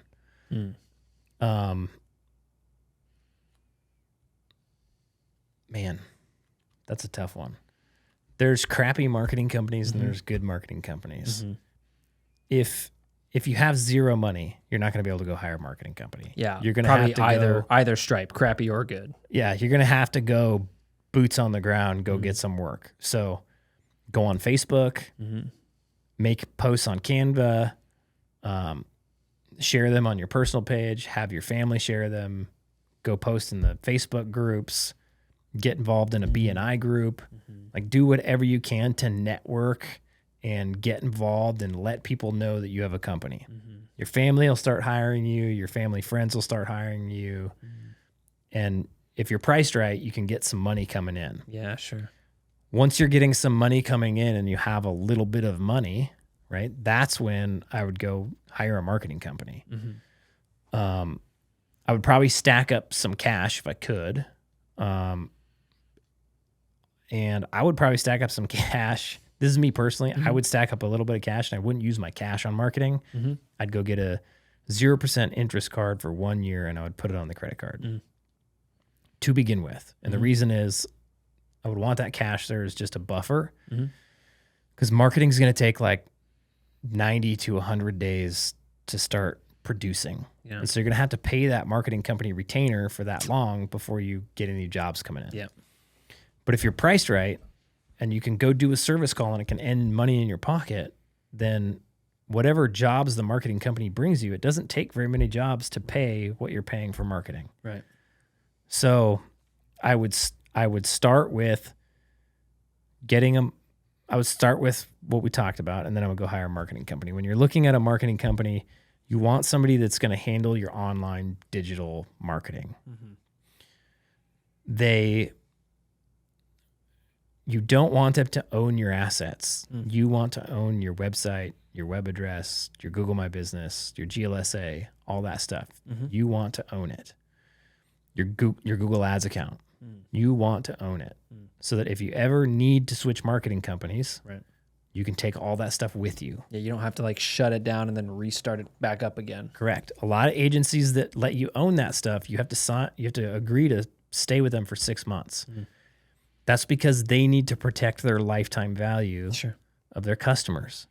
If you come in and they do all this work setting this stuff up and then you split the next month, which a lot of plumbers do, then they lose a ton of money. Right. And so the fact that they want you to stick around for 6 months, they want you to get the results. Right. That's the kind of company I would want to work with. And I would want them to handle as much of all of my online presence as possible. All the way up to Facebook ads, everything. Okay. That's pretty easy. Yeah. There's a couple good ones. There's Mammoth Marketing. That's my brother's marketing agency. You can go to mammothmarketing.com or mammothforplumbers.com. I would also look for agencies that deal with home service companies and nothing else. Oh yeah, because it's a different ball game. Yeah. And they likely understand your business at a level that a normal marketing agency doesn't. And they have the systems in place to be able to get you up and going and know how to get you jobs coming in. Yeah. So there's mammothforplumbers.com. I just talked to, oh man, what is this company? Rival. I did look at Rival. I haven't talked to him yet, but we've been looking at partnering with a couple different marketing companies. We've partnered with Mammoth already. I was going to reach out to Rival. Maybe he listens to this. I don't know if he does. Reach out to me on Facebook. And then I reached out to Joshua Crouch. What's his marketing company's name? I don't know. Relentless Digital. Those are 3 companies that I know will go do the stuff that you need done as a home service company. Sure. So if you're on the fence about a marketing company, go hire one of those 3 or go interview all 3. Sure, yeah. Sit down with they'll all do a free consultation and pick the one you like best. I'm confident that out of those 3, you'll get a job done that is good. Yeah.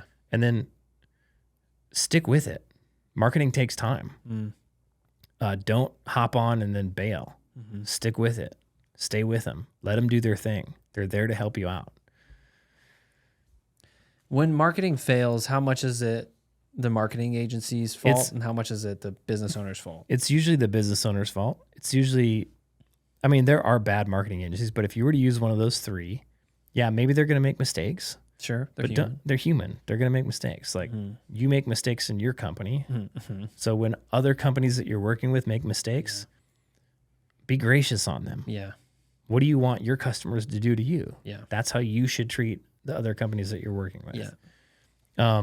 As long as they're working to fix their mistakes and they're working to get you results, then awesome. Right? What typically happens is the marketing company is doing their thing, but the plumbing business owner is unwilling to give them the budgets they need to get the results that the plumber wants. The plumber doesn't understand what they're doing. Sure. And so he wants certain things to happen that don't make any sense or asks for them to stop doing things that are actually helping them out a lot because they don't understand how the ROI works on it. Right. Or the marketing company is sending lots of call volume and doing their job, but the business fundamentals aren't there. Yeah. And so they don't have the ability to take the call volume and turn it into a book job and turn it into a sold job and then cash collected at the end of the day. They don't have those systems in that box that you were talking about. Right. Those things are not ironed out right. to make it make sense. If that's you, go watch our last podcast episode. We go over all of those systems. So yeah, it's typically the business owner's fault, in my opinion. Yeah. And again, it boils down to like an understanding of what the marketing company is doing. If you don't understand it, how are you going to make educated decisions on how to do what you want to do? Yeah. In that case, you just hired a contractor, but you have no idea what they're supposed to be doing. Yeah. Like you have an idea that they're somehow supposed to make your phone call, but you don't understand like that whole mechanism and actually even how you can capitalize on every phone call that comes in properly. Yeah. My first business mentor would always tell me, when you get to a certain point in your business, you are a marketer. Yeah. It's your main job duty. Yeah. And I would half agree. Marketing is half of what you need to be able to do. Yeah. I think the other half is you're like a system engineer. Yeah, sure. You need to look at your course. P&L and understand the system that needs to be in place to make that P&L rocking and rolling. Yeah. That's really what you are, but part of that system is marketing. Yep. So you need to understand marketing. The other thing you can do if you just started out, you can go get a GMB. Yeah. Google My Business Profile. You can go get enrolled in GLSA. Go watch YouTube videos. There's tons of free information on how to do that. You can go get Facebook, Instagram. If you just started with Facebook and Instagram, just got those 2 accounts, and made some social media posts. You have Canva. On Canva. YouTube is your friend. All is doable. Yeah. If you're using your lack of technical ability as an excuse, it's laziness. Yeah, just stop it. Yeah, quit being lazy. Yeah, be okay with being a little uncomfortable. Like, it's okay to learn new things and feel like you suck at it and it's really hard. That's normal. Yeah, the whole thing is uncomfortable. Yeah. I mean, you're doing something that's hard and that What's funny is in the beginning, you're so scared of getting uncomfortable. And then when you get uncomfortable and you start seeing the results, you get scared of getting comfortable. It flips on you. Yeah, because you know that when you start getting comfortable, you're like, ugh. Yeah. You're like, is everything good? Something's going wrong. I better go tinker with something. I'm too comfortable. Yeah, I better go mess with something. Yeah. I'm going to go break something really quick. Okay, marketing. Now, this is where, like, once you have marketing in place, if you have the money, you could go get on software. And I would recommend it. Like marketing in place and up and running, or just marketing in place? If it's just in place. Okay. And like you're waiting on jobs to come in, it's kind of if you have the money, it's kind of a good time to go get on software because you have the time. Yeah, sure. I got you. Because when you go to get on any of these softwares, then it's a little bit of a headache. It's a learning curve. It's a lot of onboarding. It's understanding things that you haven't understood before. Yeah. It can be a little time consuming and nerve wracking. It's okay. You'll get through it. Just one step at a time, one day at a time. What does Hormozy say? It's never a silver bullet. It's a bunch of tiny little BBs. I don't know what he says, but that sounds about right. Yeah. Everybody's looking for like the silver bullet. Yeah. But the reality really is weird it's way. 1,000 little BBs that you need. It's the little things, right? So if you can make one BB of a change every day, it turns into the silver bullet that you were looking for. It's a good quote. That's what it's going to be like getting on software. It's going to be one little step at a time, okay? So if you can get on software, cool, if you have the money. But remember, our focus is on cash in the bank. Yeah. Cash flow. Cash. How do we bring in cash? How do we bring in cash? How do we bring in cash? If you have enough cash, well, then you can settle down a little bit on that cash flow mentality and spend some to reinvest on things that are going to make you cash later. Okay. But if not, move on to step 4. Real quick, can I ask a question? Yeah. How do I know that I should like neglect going to that job to like pause and work on my business? Never. Well, like, because like unless you have, so if you're priced properly and you can afford to take a morning off to work on your business, then fine, do it. But if you're having cash problems, don't miss an opportunity to go make some cash. Yeah. If you're like, don't just use common sense. Gotcha. Right. I think people have more common sense than they really do. And this is a fault of my thinking. This is a belief that I'm realizing is wrong. My favorite thing to tell to my employees a long time ago was, not even that long ago, was use your better judgment. Well, I've come to realize that a lot of people don't have better judgment. Or maybe they don't have the better judgment that you would expect them to have. Yes. And I call it common sense. Sure. Like, If you don't have any cash, why would you sit at home when there's an opportunity to go get cash? Yeah, 100%. Cash is the thing that makes everything work. Yeah. Like you have to have it, right? So if you need it, go get it. That should be your sole focus. Sure. Whatever you're going to work on during that time was not as valuable as the cash that you could have gotten if you didn't have any cash in the bank. Yeah. You have to build up that buffer. Okay. Marketing's going to take a little bit to get going. It's okay.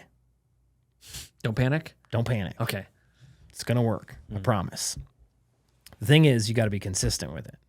And here's what's going to happen. You're going to start getting work. You're going to start making money because you're priced right. And you're going to start feeling like, I need to hire somebody. Just take a freaking chill pill. Slow down a minute. Put some money aside. And learn how to schedule properly while you're waiting. And you'll be so much better off. Yeah. Go put 80 grand in the bank. Yeah. That's what I did. Before you hired somebody? Before I hired your wife. Sure. But so I guess that's the only thing I would do is hire a CSR. But if you're getting real busy and your phone's taking up too much of your time, go hire a CSR. Yeah. I put 80 grand in the bank over a 4-month period of time, which if you think about it, I was billing out roughly $100K a month at 20% profit. I was actually probably billing out like $80K a month at 30 or 40% profit. Yeah, sure. And being able to keep $20K a month for 4 months in a row, stacked away 80 grand in cash. And that's the cash that I used to reinvest back in my business to grow it from that point. And from there, it grew relatively quickly without any more cash needs, which was awesome. But had I not taken the moment to like learn how to get calls in the door, learn how to schedule the calls, learn how to do the calls, bill the calls, put the money in the bank, and watch the ebbs and flows of cash, it would have been much harder. Sure.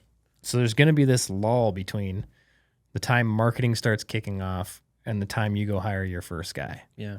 If you have any debts other than like your vehicle debt, if you have any credit card debt, if you have any personal debt other than your house, I'd go pay it off. Sure. If you have a vehicle loan, I'd just sell that vehicle and drive my van around. Yeah, sure. I'd get rid of that thing. It's going to make your life way easier. Okay. Step 4. Dude, we're not going to get through this whole thing.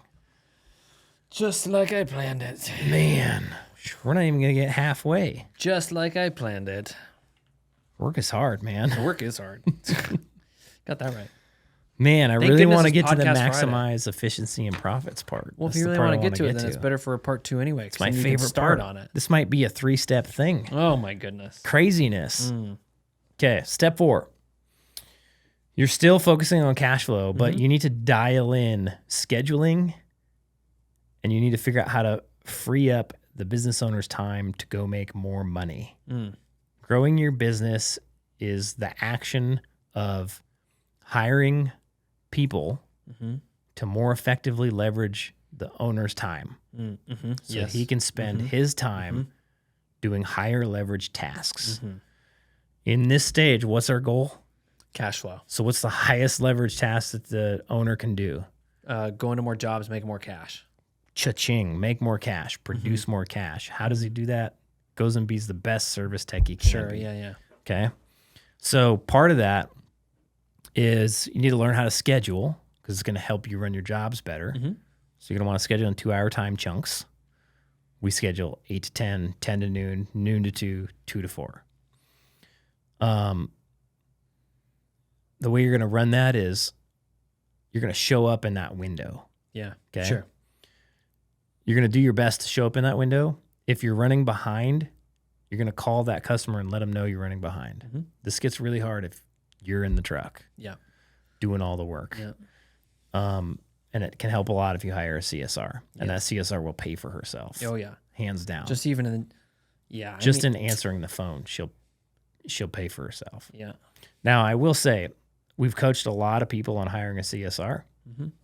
And we've hired a few CSRs at this point. And I used to think this is such an easy job. Anybody could do it. Yeah. But it takes, there's a certain type of individual that I think does it better. And so I would be willing to pay a little more to get a better individual in that seat. Yeah. What type of, like, what characteristics or traits or competencies are you looking for? So my ideal CSR is the 50 to 60-year-old lady that works as a waitress at a diner. And she sounds like she just came out back from smoking, and she's been doing that for the last 40 years.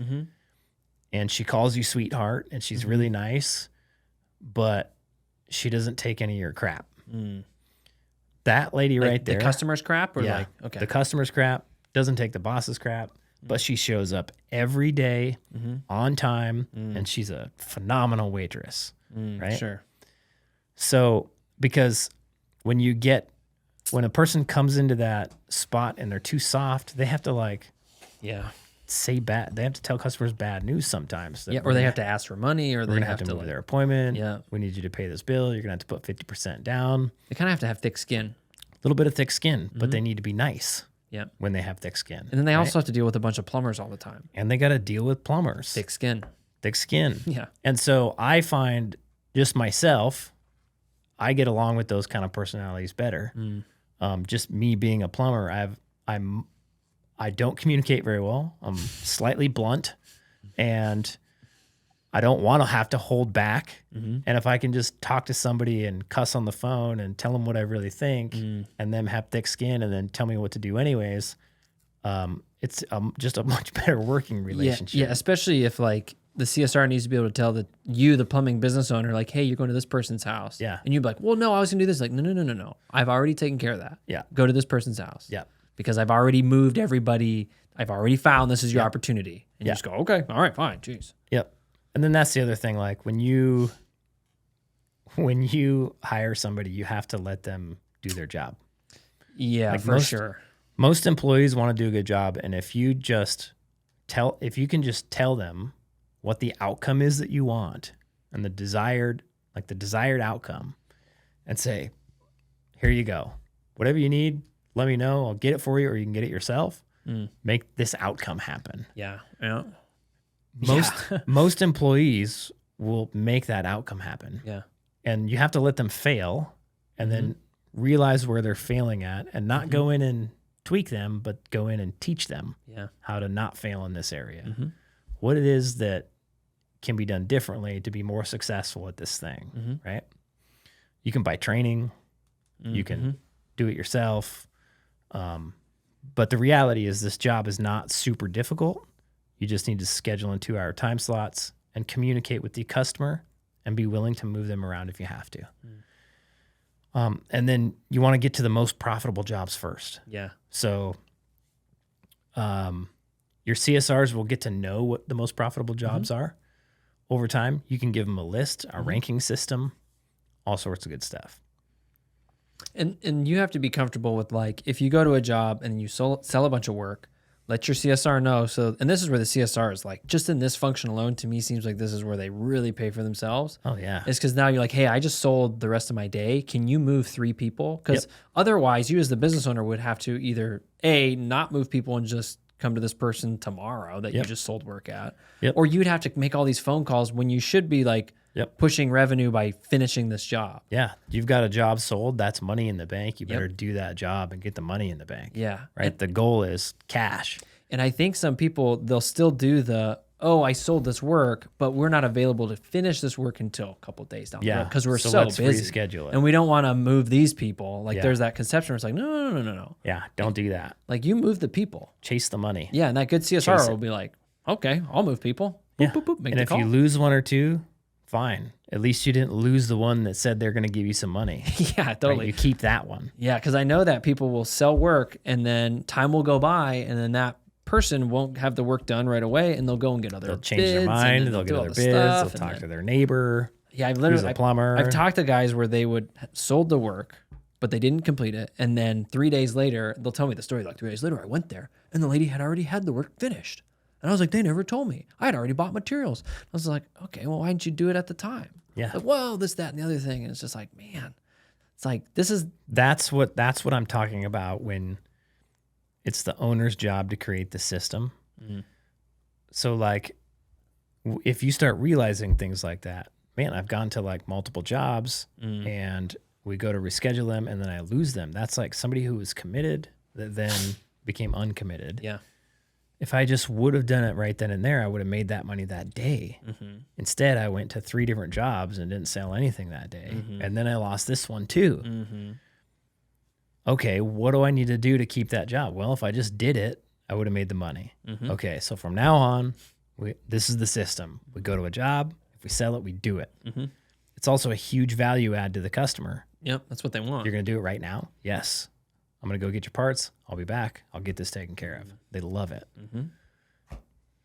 Yeah, I think I even I was overhearing Ayla because she was doing some CSR stuff for Prospector, and I think like one of your guys had sold like a boiler swap. But it was cool because like he had sold it like right then and there, and then he was already like, hey, I'm going to get all this stuff right now. Yeah. Like all this stuff is actually in town for me to do a very big job. Yep. Like not like, oh, we got to order. Like sometimes you got to order big stuff and whatever. I get it. We're going to go get all this stuff rounded up today. We'll be back tomorrow morning to get this started. Yeah. And the customers are like, really? Yeah, exactly. Like I don't have to wait like 3 months. You're going to swap my entire system and you're starting when? Like in this case, it was like your tech was like, I'll be back in a couple hours to get started. Because I'm already know exactly what you need. Heck yeah. And then like that customer's like, oh, okay, interesting. Guess what happened?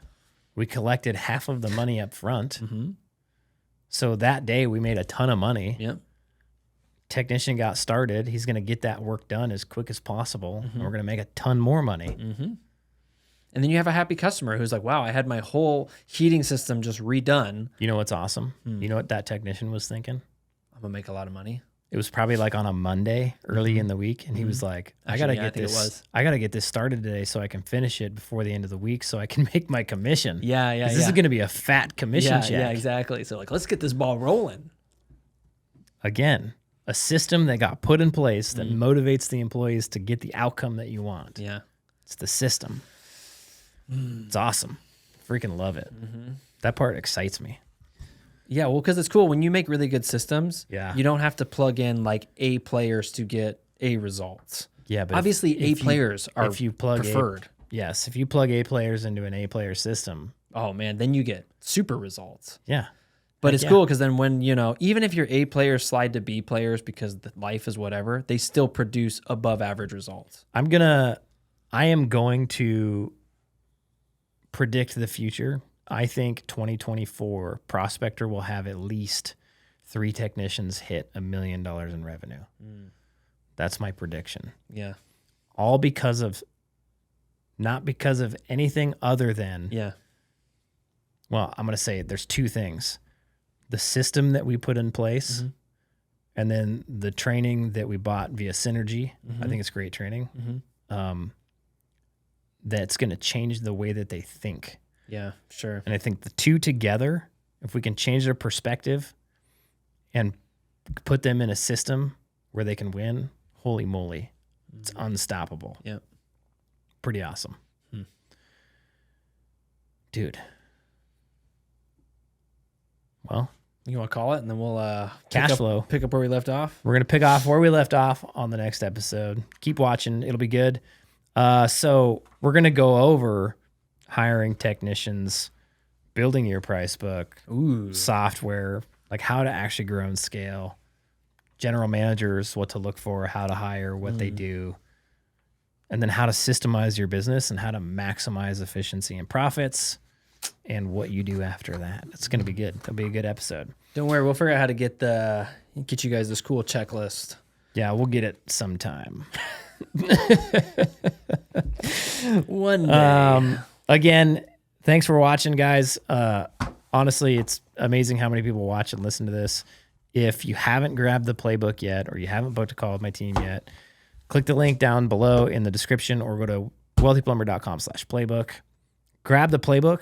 All you got to do is put in your phone number. We literally text it to you right away. It's all automated. There's a link to the PDF version. And then afterwards, you can watch a video where I talk about how awesome our program is. And you can sign up to have a 15-minute phone call. That's all it is. just to see what's in our program, if it's a good fit for you or not. And if you like it and you think it's a good fit, then you can book a call with like a Zoom call with somebody on our team, and we'll actually walk you through everything that's in it, how much it costs, how we can help you, what it's going to do for you. And then if you want to get in, cool. If not, cool. But worth checking it out. Cool. Thanks, Jared. See you, man. See ya.